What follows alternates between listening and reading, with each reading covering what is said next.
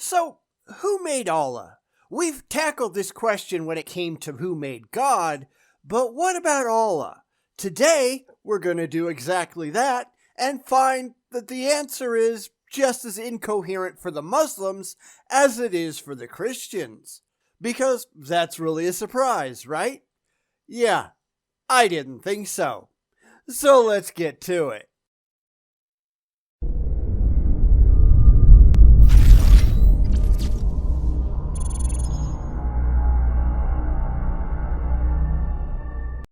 So this time out, I'm going to be doing a requested video by a Muslim viewer who has been really critical of some of the videos that I've done on Islam in the past. It's like, well, you're getting it all wrong.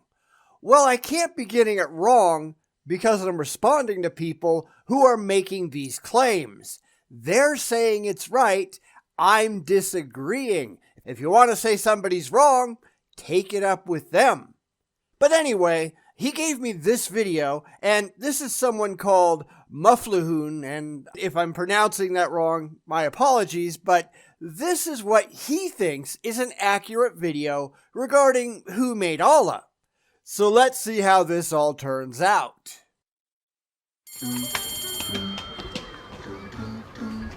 Hurry, we're late for class. Allah subhanahu wa ta'ala, as the creator of the universe, who has brought everything into existence. Zakaria and Muhammad, how good of you to join us. Hopefully you enjoyed your fatta and wara'ana at recess. Okay, I know it really hasn't even gotten started yet, and I'm just picking some nits, but one of the biggest problems that I have with all of these videos, it's not just this one, it's all kinds of them, what made God, what made Allah, what made whatever, and it's probably just inherent in the way that they're put together, is the fact that the Muslim, someone being a teacher in this case, just assumes that the beliefs are true a priori. They never explain how they know any of this is real. It's just presented as unquestionable fact from the very first instant, and that's a problem. Now, I won't revisit this unless it comes up again. I just thought I'd point it out because this is a serious issue with every single one of these types of videos. You don't just get to assume that what you believe, what you really, really wish was true, is actually true. You actually have to prove it, and none of these people even try. So now that we're all in from recess, let's let the lessons begin. So what were we saying? You were explaining how Allah subhanahu wa ta'ala created the world. And that would be a wonderful thing to actually show, if you people could actually show it, but none of these people ever can. It's all just a bold assertion presented because the idea makes them happy. It's why I really don't think there's much difference between Christianity and Islam and Hinduism, etc., etc., etc. They're all just saying effectively the same thing, just with their own particular religious spin. They will make a claim, baseless and unsupported, that a certain deity did a certain thing at a certain time and in a certain way, and expect that that should just be taken on faith. And I'm sorry, but faith doesn't get you anywhere useful. I don't care what you believe. I care only what you can prove, and that's the one thing that none of these groups are actually capable of doing.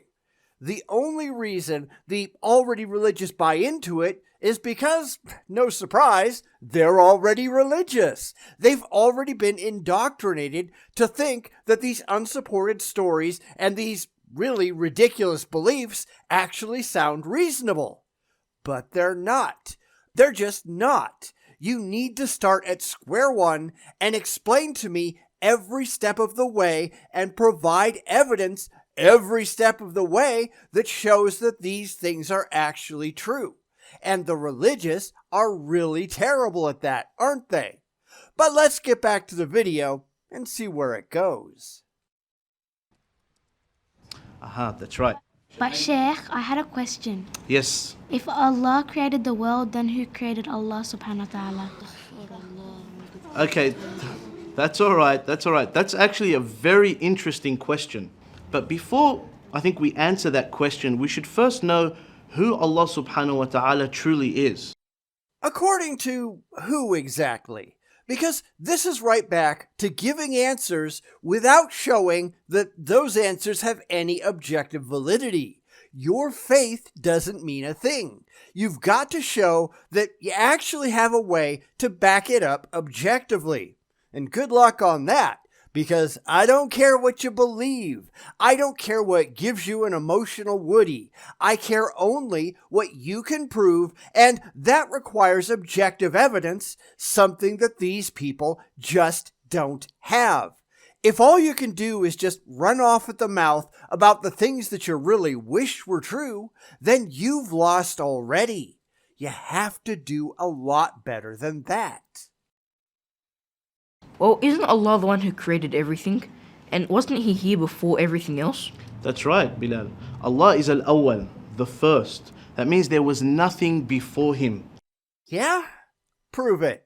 I mean, you can't even prove that Allah is real to begin with. This is just story time, nothing more. If the only thing that you've got are a bunch of old stories pulled out of an unsupportable book of mythology, then why in the world would you expect anyone to listen to you? Anyone except the people that you've already indoctrinated from childhood to take all this crap seriously. This goes back to what I was saying before. These are beliefs taken without critical evaluation because it makes the believer happy. Well, so what? I don't care what makes you happy. I care only what you can demonstrate is actually true in the real world that we all share. You might be really happy thinking that the Loch Ness Monster is real, but until you can prove it with objectively verifiable evidence to back it up, I have no reason at all to take anything that you say seriously. You can tell the story of Harry Potter uncritically, and so long as you can convince everyone in the room that you know what you're talking about, they might not question you, but that doesn't change the fact that Harry Potter isn't real. It's all a fairy tale. Just like, as best as anyone can prove, Allah.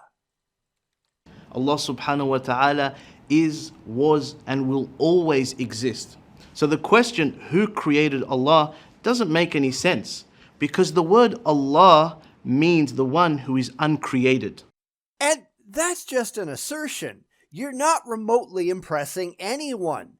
Now, I know that to those who were raised believing this crap, to the ones who have an emotional attachment to their faith, it might make perfect sense if you can twist it and turn it and, I don't know. Just like the idea that there was a UFO following Halley's Comet, that made perfect sense to the Heaven's Gate cult. But guess what? They were wrong. They just were. So were the people who were convinced that the world would end in 2012 because of Mayan prophecy. The people who followed Harold Camping around time and time again because he just kept getting it wrong. All of these people had very strong beliefs in the things that they had faith in, the things that they thought were true, and they were wrong. All of them were wrong. And I see no reason to think that Islam is any better. And if you want me to change my mind, you have to prove it. You have to prove that you are right. Go ahead. Sheikh, can you explain that a bit more? Okay, Muhammad, can you come to the front, please? So, Muhammad, can you draw for us a square that's also a circle? That doesn't make any sense. It's either a square or a circle. That's exactly right. Thank you, Muhammad. You can go to your seat now. Then what was the point of dragging that kid out of his chair up there in the first place? I mean, seriously, what a pointless object lesson. I guess he showed up late so the teacher got to make fun of him, but that was a complete waste of time for the rest of the class. I mean, just saying. So, asking the question, who created Allah, is like asking somebody to draw you a squared circle. It just doesn't make any sense. Neither does the idea of Allah, yet you people believe it anyhow. But the thing that you have to remember is that all of this stuff was just made up, as far as anyone can tell. There is no square circle, just like, as best as we can tell, there is no Allah, or God, or Vishnu, or Thor, or Odin, or any of the other gods that people have just made up over the millennia for themselves to bow down to. Just because you really want it to be true, that doesn't mean that it is. And people really need to be able to step back from their emotionally comforting beliefs and ask if there's any good reason to think that any of this stuff is objectively true. Because the evidence says no. And it's time to deal with it. I get it now, Sheikh. There's a problem with the question. That's exactly right. The question doesn't make any sense. But that's not all. If we say Allah subhanahu wa ta'ala was created, then we would have to ask, who created him? And then we would say, well then who created him? And that would go on and on and on forever. And the entire world would never have existed. Again, says who? Because so far as we can tell, the world didn't rely on any magical father figure in the sky. It came about entirely naturally, while it was people who just made up all these silly deities and have spent centuries arguing over what they're actually like. Here's what they're like, though. They don't exist. We have no evidence of any kind that they do. But think about what he's really doing here. He's setting up an infinite regress that is entirely indemonstrable in the first place, and then he's just arbitrarily stopping at the God that he believes in and declaring it to be the solution to the problem that he invented in the first place. How do you know that it wasn't 4 steps back from Allah that was the actual starting point? Or 10? Or 1,000, or 1,000,000, or 1,000,000,000. How do you prove that your God done it when you can't prove that your God is real in the first place? It's kind of a problem that you have to address, although the religious never will. They can't, because they can't accept reality as it demonstrably is. Let me give you an example. Aisha, if you wanted to sleep over at your cousin's house, would you have to ask your parents for permission? I'd ask my mum. That's exactly right. Now, what if your mum had to ask your father for permission? Well, this is Islam after all, where women have virtually no value, and in a lot of Muslim-majority countries, they can't even leave the house without male supervision, so yeah, I wouldn't be surprised if they needed to do that. I know that's not what this guy means, but it's bizarre how they can walk right into these really obvious problems without seeing it coming. And then your father had to ask his father for permission. And that goes on and on and on and on. Except that really doesn't fit the analogy. Nobody is saying that Allah has to ask permission from whatever made him, yada yada yada. For all anyone knows, whatever created Allah is dead. For all anyone knows, if Allah ever existed at all, Allah is dead. The permission cycle doesn't seem to mean anything, nor does the creative cycle. The idea that there has to be something that lived forever and will live forever, that just doesn't follow. It could just be that there was one creator creating another creator before it died, back into history, yada yada yada. Yet that's not what these people want to believe. Want, not can prove, not can justify, not have any evidence for, want. It's just a desire. Maybe they ought to try to do better than that, because they really need to. Would you be able to go to your cousin's house? No. So what needs to happen for you to be able to sleep at your cousin's house? Well, that's easy. Someone would have to be able to make the decision without having to ask anyone else. And we can. We don't have to go to Allah or anything else to make decisions on our own, which, again, is why his analogy is just so dumb. Because to follow his analogy a little further, if Aisha asked her mother, does her mother have to go and get permission from Allah, or can she just decide on her own? Or you can just go to your father directly if that gets your theological panties in a bunch. Where does this end and why? And how do you prove that any of these bald assertions are actually true in the first place? Because these people, they're not even going to try, are they?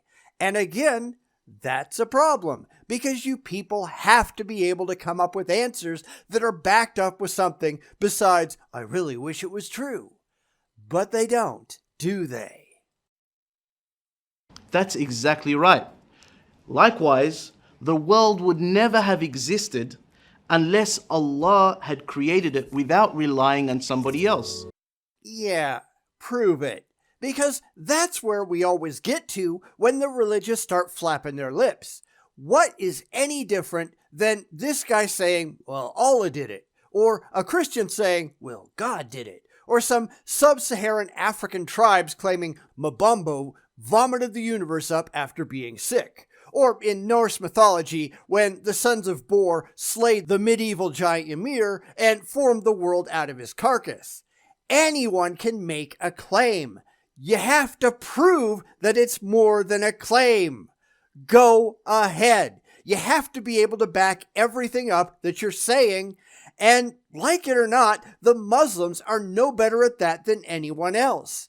Claims don't make reality. You have to be able to prove it. Get to work. For if he had to rely on somebody else, this world would never have existed.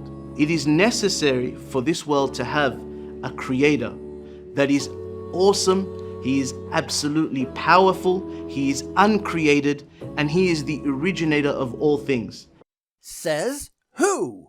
Because this is little more than argument by bald assertion. It's saying, well, I'm right because I really want to be right.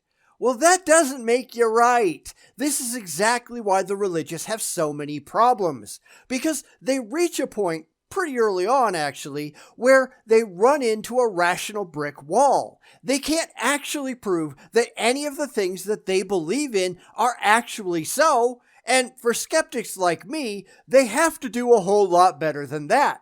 You're not going to be able to convince me until you can provide objective evidence that your claims are actually demonstrably true in verifiable reality. When are they going to be able to do that? And the answer, unfortunately, is never. And that's a problem. And that is Allah. Yeah, that's your story. Now prove that your story is actually true. I don't know what Muflihoon thought this was going to prove because it didn't get him anywhere useful. It's just an emotionally comforting fantasy that has no evidence of any kind to support it. If that's the best that you can do, then you just lost. But the religious, they don't really care, as we all know. It's just a desperate attempt to rationalize their way to a conclusion that they have reached, not intellectually, not rationally, not evidentially, but entirely emotionally. That's not something of which you ought to be proud. Yet for some reason, they are. Now, I don't think for a second that pointing out all of the copious problems in this video is going to change anybody's mind because, again, unfortunately, I don't think most of the people who believe this nonsense are using their minds in the first place. It's where you need to set aside your emotional attachment to these ridiculous beliefs and look at them critically. You need to look at these things unemotionally and critically, and you're not. Is this something that you would buy into if you had no prior attachment to the idea? If somebody just walked up to you right now with the story of a brand new God that you've never heard of before, would you immediately embrace it, or would you expect them to do exactly what I'm asking of you? To prove it, to back it up with evidence, to show that they're not full of shit. And I hope that's what would happen, because otherwise, these people are even bigger gullible fools than I thought. For some, I'm actually sure that's true, but for others, they've got religious mind poison coursing through their veins, and that's just sad. So anyway, what do you think? Did this guy prove anything about anything at all? Or is this just another bunch of immature drivel?